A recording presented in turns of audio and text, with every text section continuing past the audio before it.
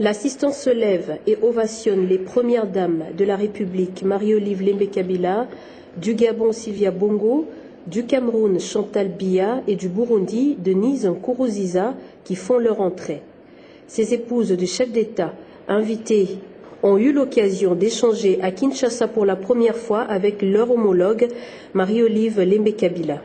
C'est un dîner pas comme les autres, car il a regroupé non seulement les premières dames de 4 États, mais aussi les femmes congolaises députées, sénatrices, chefs d'entreprise, ministres, journalistes et surtout celles de petits commerces que Marie-Olive Lembe-Kabila a invitées personnellement lors d'une tournée effectuée dernièrement à Kinshasa à travers un choix porté au hasard. Au cours de ce grand dîner, les premières dames du Gabon, du Cameroun, du Burundi ont pu découvrir à travers un film projeté sur place les activités que Marie-Olive Lembe-Kabila réalise en faveur de ses compatriotes. Un vrai exemple à suivre.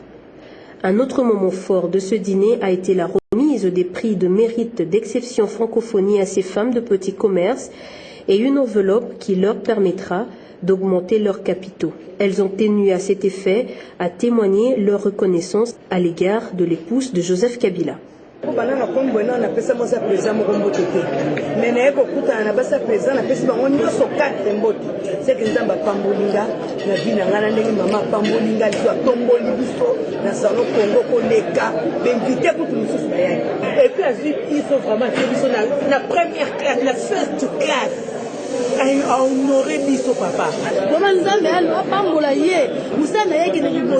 Ces lauréates ont eu droit à l'issue de cette cérémonie à une photo de famille avec les différentes premières dames.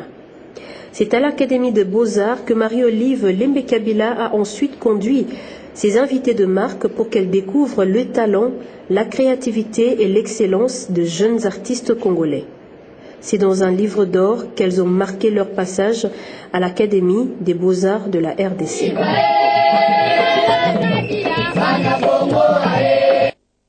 En marge toujours du 14e sommet de la francophonie, le Premier ministre Augustin Matata Ponyo a eu des échanges en tête-à-tête avec le ministre français des Affaires étrangères, Laurent Fabius, et le vice-président de la Commission européenne, Antonio Tajani. Le retour de la paix dans l'Est de la RD Congo et les questions liées au développement socio-économique ont été évoquées. Placide Matobo nous en dit un peu plus. Double audience ce samedi 13 octobre 2012 à l'hôtel du gouvernement. D'abord, le ministre français des Affaires étrangères, Laurent Fabius, reçu par le Premier ministre Matata Ponyo Mapon. La situation à l'est de la République démocratique du Congo, les questions relatives au développement économique et celles liées à la démocratie ont été évoquées en tête-à-tête. Nous avons parlé de comment arrêter l'intervention des forces extérieures à l'est Kivu. Nous avons parlé du développement économique. Nous avons parlé de la coopération entre la France et la RDC et nous avons parlé des pas encore à faire pour la démocratie et j'ai trouvé que le Premier ministre était certainement quelqu'un qui voulait aller dans le bon sens. Un tableau artistique, l'œuvre d'un artiste congolais, a été remis au ministre français des Affaires étrangères par son homologue congolais. L'autre invité à la primature, c'est le vice-président de la Commission européenne, Antonio Tajani, reste attaché à la paix et au développement économique de la République démocratique du Congo. Nous devons développer les affaires et l'entretien est très positif. Nous sommes déjà en train de travailler pour signer, et j'espère très tôt, un mémorandum clandestin pour ce qui concerne les relations au niveau industriel, donc une présence plus forte des entreprises européennes chez vous, et aussi pour voir d'organiser des joint ventures entre les entreprises congolaises et les entreprises européennes. Signalons qu'un déjeuner de travail réunissant plusieurs figures internationales de haute facture a été offert par le Premier ministre. L'occasion pour les membres de la communauté internationale de réaffirmer comme un seul homme la nécessité du retour de la paix, gage de développement de la République démocratique du Congo. Visite surprise ce dimanche, le 14 octobre 2012, chez la veuve de Patrice Emery Lumumba. Madame Opango Lumumba a reçu la visite du président tunisien Monsef Marzouki. Il a été conduit par le Premier ministre Augustin Matata Ponyo.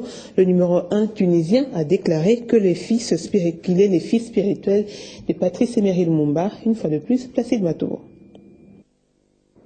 Il ne sera jamais oublié, Patrice Emery Lumumba, pour sa lutte en faveur de l'indépendance de l'Afrique noire et plus particulièrement de la République démocratique du Congo. Sa mémoire a une fois de plus été saluée par le président tunisien.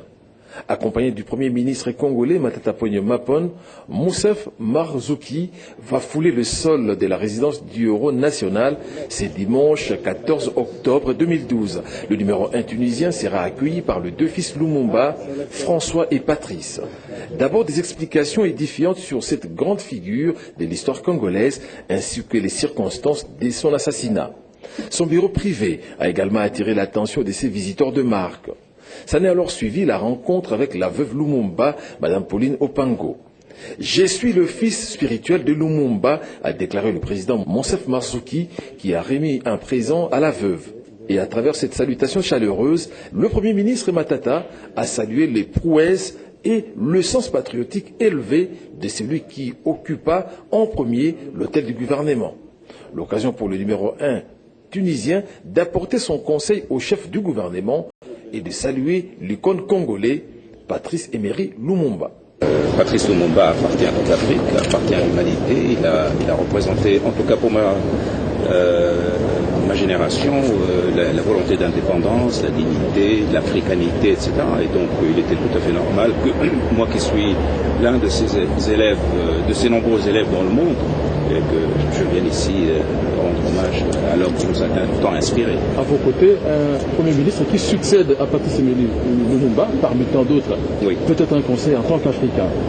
De marcher sur les traces de ce grand homme qui était l'image de l'intégrité, du patriotisme, du don de soi, du sacrifice de soi. Je pense que c'est ça la leçon de Patrice Lumumba. Avec la première ministre canadienne reçue en audience ce dimanche 14 octobre, la francophonie, la coopération au développement et d'autres sujets de l'heure évoqués entre Matata Ponyo et Pauline Marois.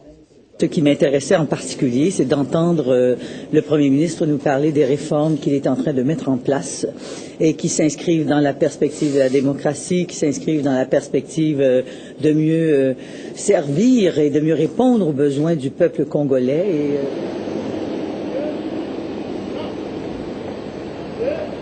Restons toujours dans ce dossier consacré au 14e sommet de la francophonie pour vous dire que le 14e sommet de la francophonie se tiendra, plutôt le 15e sommet de la francophonie se tiendra au Sénégal et ce pour la deuxième fois dans ce pays francophone. Dans cette édition d'actualité, nous vous présentons donc la carte postale du pays de Léopold Sédar Senghor brossée par Deolinda Kinkela. Pays de l'Afrique de l'Ouest, le Sénégal doit son nom au fleuve qui les borde à l'est et au nord et qui prend sa source dans le Fouta Djallon en Guinée. Il est bordé par l'océan Atlantique à l'ouest, la Mauritanie au nord et à l'est, le Mali à l'est et la Guinée-Bissau au sud. Dakar en est la capitale depuis l'indépendance en 1960. Le 20 août 1960, le Sénégal se retire de la Fédération du Mali et proclame son indépendance. Le premier président fut Léopold Sédar Senghor, leader charismatique et poète de renom.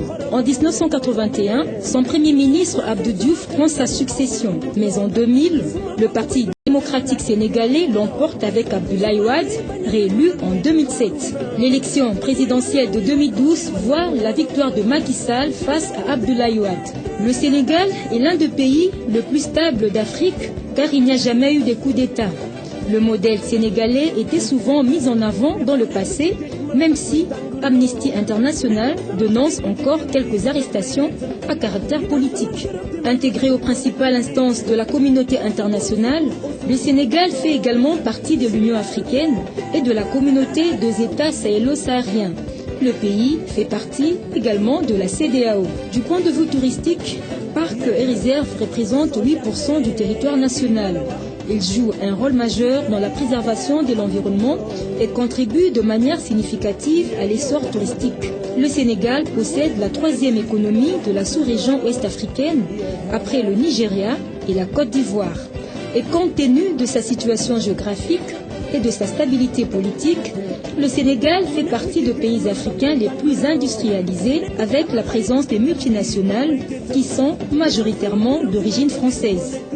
Les régions sénégalaises de Dakar, Kédougou, Louga, Saint-Louis, Kolda, pour ne citer que ceux-là, sont membres de l'Association internationale de régions francophones.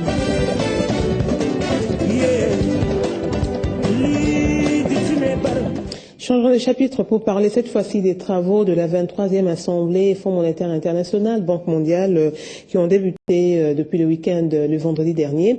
Il sera question pour les participants de discuter sur l'économie mondiale minée par la crise en Europe et dans le pays pauvre.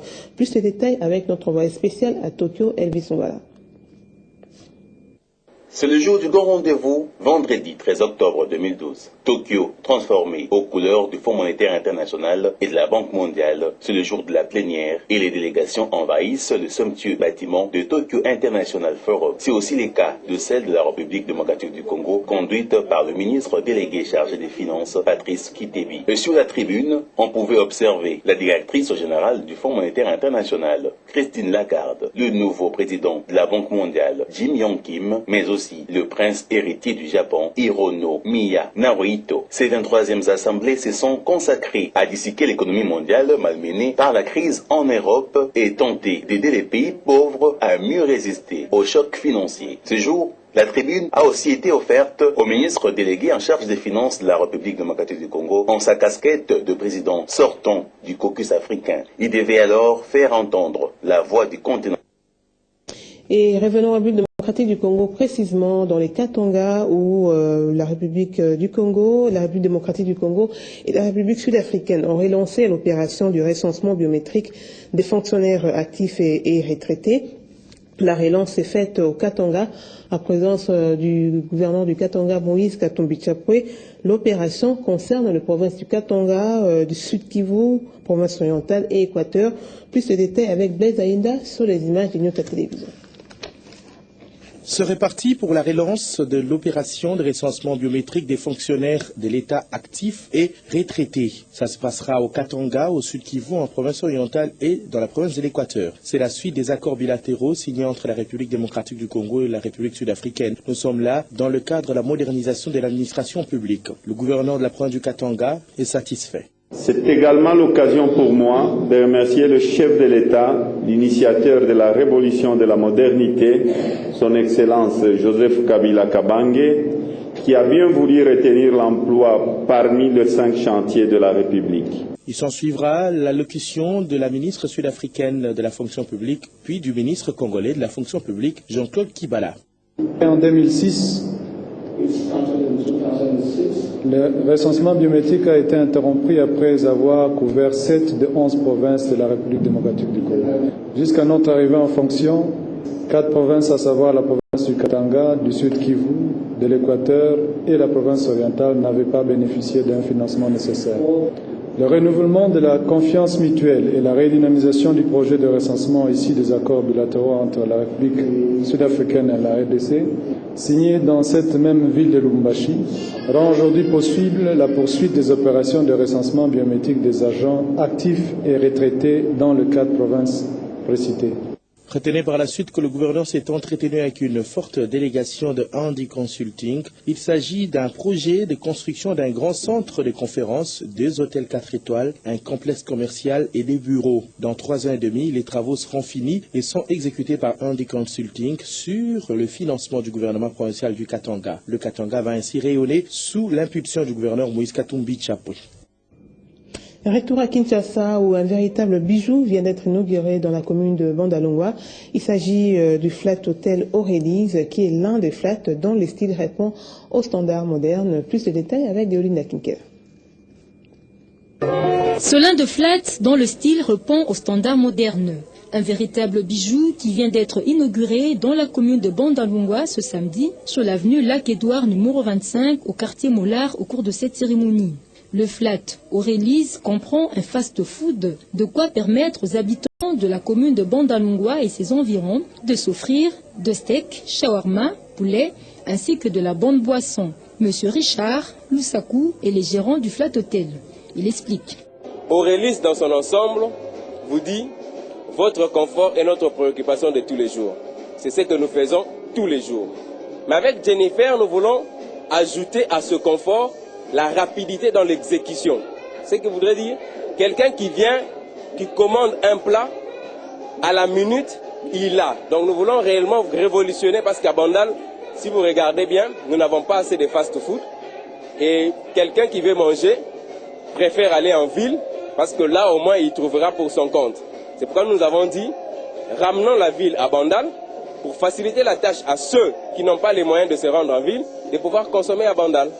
Outre les restaurants, le Flat Aurélise comprend aussi un nightclub VIP. Ce dernier peut également faire office d'une salle de fête, conférences et autres manifestations selon les circonstances. Tout ceci dans le souci de contribuer à la révolution de la modernité en République démocratique du Congo.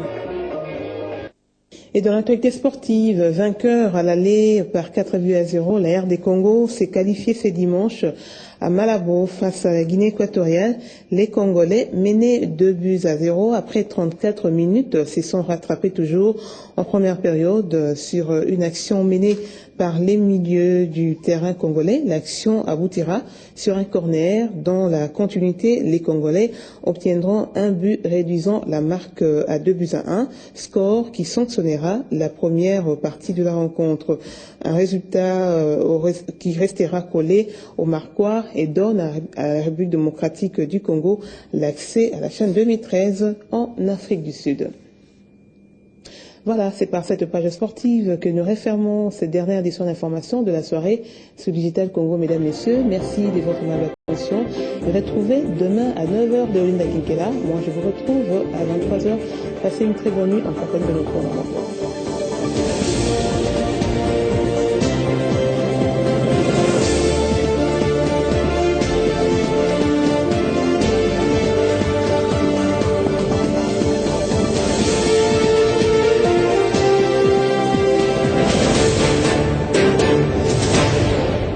A été offert